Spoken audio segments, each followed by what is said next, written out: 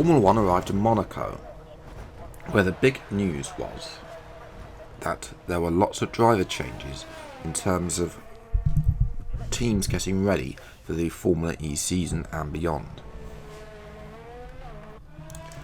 All of this got triggered with Charles Leclerc, fed up with the poor performance of the Ferrari, decided to leave Ferrari,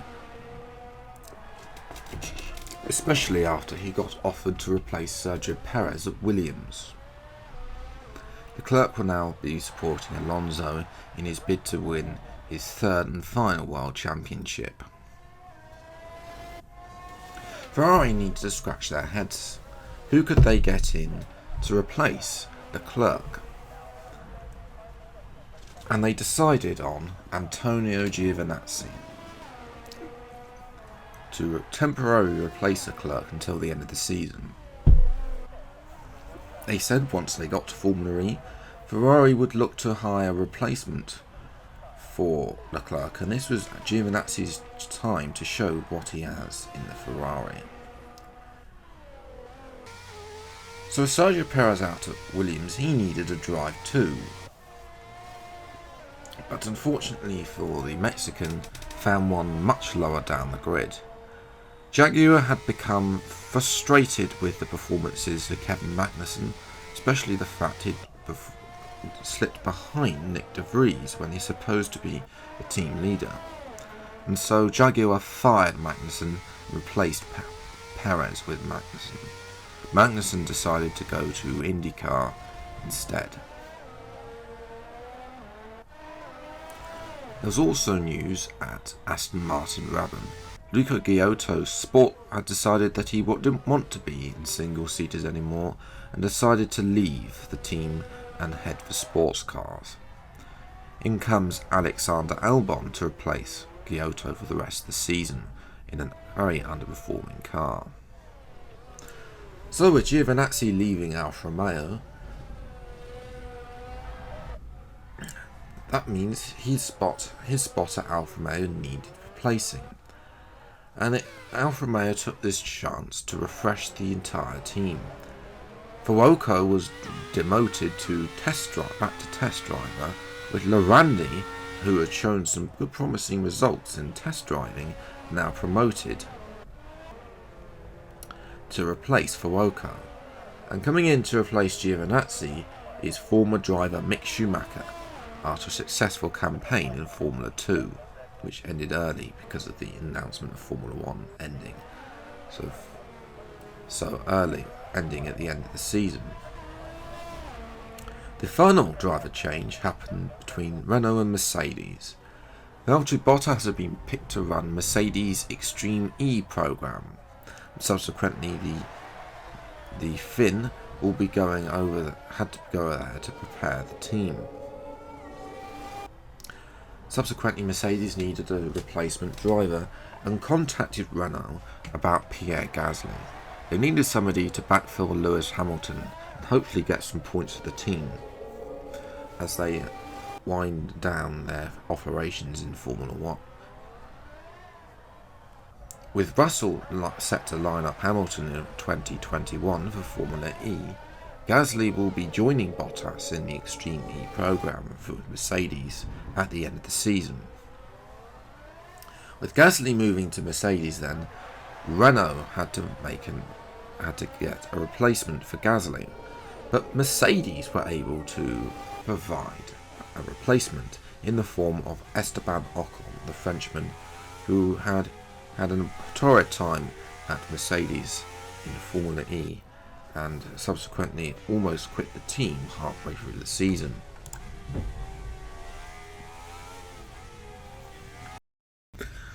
Taking a look at the grid for today's Monaco Grand Prix, and Fernando Alonso surprised everybody in the paddock, taking pole.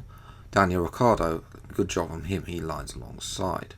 Esteban Ocon make it 2 Renaults in the top 3, and Max Verstappen happy with P4 and underperforming a Ferrari. Pete Harms starts P5. Lewis Hamilton once again is in the top 6, although he is unlikely to stay there with the former Mercedes this season. Sebastian Vettel is only 7th, alongside Antonio Giovinazzi in his debut race for Ferrari this season. Charles Leclerc for Williams is only 9th. Hülkenberg in the other Red Bull, unusually in the top 10, with his recent qualifying streak not going well. Outside the top 10, Kimi Räikkönen starts 11th. Carlos Sainz is a little bit disappointed, but he settles for 12th and will have free choice of tyres, of course. Mick Schumacher starts 13th alongside Pierre Gasly, disappointed to be 8 places below his teammate. He's got a lot of work to do if he wants to maintain his race seat for the rest of the season. Nick de Vries starts 15th and Alessio Lorandi starts down in 16th for Alfa Romeo on his only his second start. Lando Norris starts 17th off his teammate. Alexander Albon is the lead of the Aston Martin Brabants on his debut for the team. At the back, Sergio Perez and Stoffel Van Dorn round out the grid for today's Monaco Grand Prix.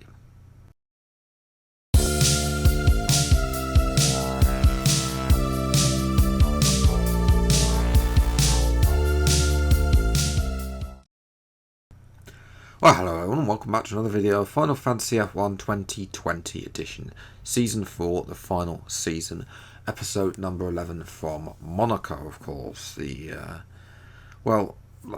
We've had some interesting races over the years, including my famous win in 2019 with Gasly holding up everybody with a broken front wing. And also Leclerc taking pole in a Toro Rosso back in 2016. But we're here for Monaco. We start P5. Monaco is not a great track for me, but we should be able to have the performance to be able to take the challenge to everybody else. Let's wait and see what everybody does. Obviously the Williams will be looking to try and get ahead of Alonso really, and Vettel in the championship. Maybe Ricciardo got them on too much. Okay, don't try anything silly into one. It's going to be crazy in there. Just do your best to stay out of trouble. Jeff with his usual mumbo jumbo there. Race strategy is once again a one stop with high tyre wear for this race. It's borderline whether we should actually be a 2-stop, but we'll soldier on with a 1-stop. If we pit earlier, then it's just going to there, and also a 2-stop actually looks faster. So I think that's going to be the way to go forward, is to do a 2-stop. But is it actually going to be that faster?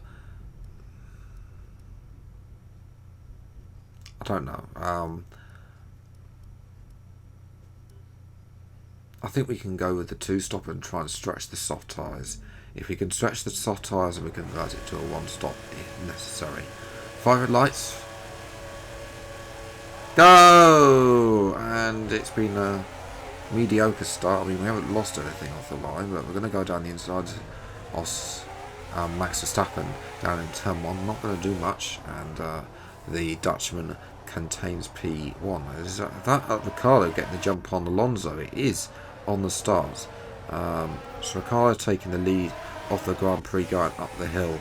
Alonso has to settle for P2. We eventually get Max Verstappen going down into the end of the first sector, and now look on into the hairpin at Esteban Ocon in his Renault. Here's a replay. Vettel there in the background also having a look at Verstappen, but in his Red Bull, but not to do. Verstappen now through the tunnel is going to come back at us, of course, because we've only got Renault power. He's got Ferrari power. He's going to have a look down the inside, but I closed the door on him, and he just crashed. 50-50 there, I must admit, but nonetheless, we'll carry on.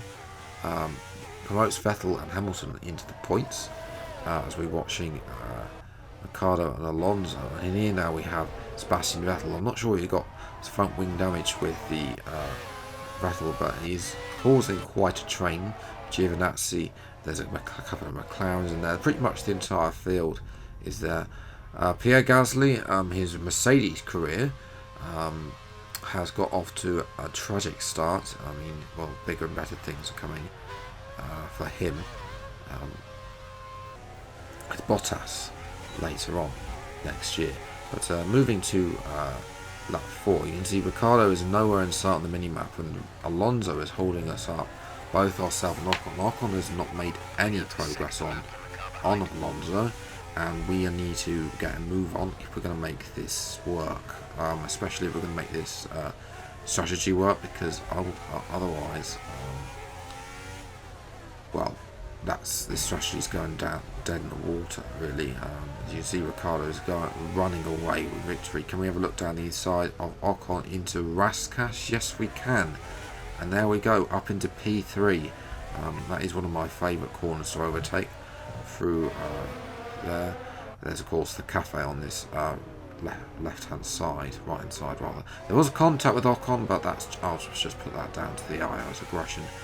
Moving up now the hill on lap 6, we are closing up on Fernando Alonso. Can we have a look around the outside casino? No, we can't. We're going to have to stay behind. Can we now get the thing? Alonso going very slow at the end of the first sector. Down the inside of Alonso and up into P2. And that is exactly what we needed. Is Alonso going to come back at us? No, he's not. And we move and we retain P2. And Ocon down, of course, is P4. Jump to lap 9 now, and Ocon hasn't come in. Alonso has come in for his pit stop. Ricciardo's coming in as well. Ocon's going to go in and take the lead of the Grand Prix. And I believe it is going to be... unfortunately for us, we're going to come out behind this whole train of cars headed by Sebastian Vettel in his broken Rebel. Fortunately, though, we are going to get the jump on where we're going to come out. And P15, just ahead of the two Williams, and we start making our moves. First up, Stoffel Van Dorn, the Aston Martin Rabun. Next up is Sergio Perez. We go down the inside of Rascass and him, get him out and done with. Next up is Lorandi in his Alfa Romeo, and look down the inside into turn 1. Nothing doing. We're going to try and stick with him around up the hill. Can we make a move out casino? No, we can't. Can we make a move into the end of turn 1? Let's see. Yes, we can. Down the inside, simple overtake, up into P10. Next up, we got ahead of Alex Albon, who broke too early for that corner for some reason, and move up into P8. We next look up the McLaren. I believe that is Nando Norris. And then we come back onto the Mick Schumacher, which is the tail end of the points here with Schumacher. We're going to get DRS on Schumacher. Schumacher will have DRS on De Vries and the Jaguar in front. Corner cut down the inside up into P5. We eventually are going to get De Vries. He locks up, fortunately, otherwise... No, yes! Spanish out. We're just going to carry on here. Nothing to see here. I think we're all okay. Just taking a look at a replay, or rather the photo mode, just to see the carnage. I can't get a view on some of the other cars because they ghosted, so... while that was happening, Alessio Lorandi crashed, and that should really be a red flag, Codemasters. I mean, there's a huge pile of cars just ghosting. So the safety cars come out, because that, of course, is the most severest stoppage to the game, the race. And really, Daniel Ricciardo had he had a massive lead. It was like 45 seconds. We went past the safety car. It took him quite a long time to catch up to Ricciardo and the safety car. But eventually, we come down into this chicane section, which I sort of go past Ricciardo. Now, I know I was going to get a penalty if I did, so I let him pass. And while that was happening, Sainz and Raikkonen got past Hamilton, who were in third place. But anyway, that gives us the safety car restart. Yeah, what can we do on the safety car restart? Up on the line, unfortunately, it's not going to be as good as the one that I did in the AlphaTauri mod, which a lot of you guys will have seen recently. That's very close, by the way, currently as recording, to topping, becoming the most viewed video on this channel. Excuse me. So thanks you a lot for that. Also, we've got the safety car. Monaco has provided its wonders again. Nick De Vries is in the points. Mick Schumacher's in 7th. So if one of those two, if one of the top 6, something happens to the top 6, then including me, because remember we're on a 2-stop strategy this afternoon as well. So we need to have a look at that. And then a few laps later, Hamilton has come into the pits. So that has promoted De Vries up to 5th, and Mick Schumacher now will be getting in 6th place on his return to Formula 1. And as for the man in last place, this is Charles Leclerc on his debut for Williams. He's having a torrid time really on the medium tyres, but he is catching up to Stoffel Van Dorn and the Aston Martin Brabham. Unfortunately for us, I made the decision that we needed the points over Alonso, who's outside the points at this point, in order to be able to take an effective lead over the Drivers' World Championship. Ricciardo, I think, well, he deserved to win anyway. He was far too out in front, and if I was to take the victory away from him, I don't think that would be right, personally. I know that he took us out in Hungary, and this would be sort of revenge, but he did apologise for that. So, as we follow now, Leclerc, he's made a move on Van Dorn, and now he's sizing up Sergio Perez on his debut for Jaguar, the man who he stole his Williams seat away from, and he's going to have the power going up the hill. And meanwhile, still going on in 5th and 6th place are De Vries and Schumacher, with Norris behind, and also the 2 BMW Red Bull cars of Vettel and Hulkenberg. Good job from Hulkenberg, considering the fact he started 10th. But moving to lap 38, you can see Ricciardo has sailed once again off into the sunset. Maybe the one stop onto hards probably would have been the better strategy. I don't know, but in hindsight, our tyres are 63%.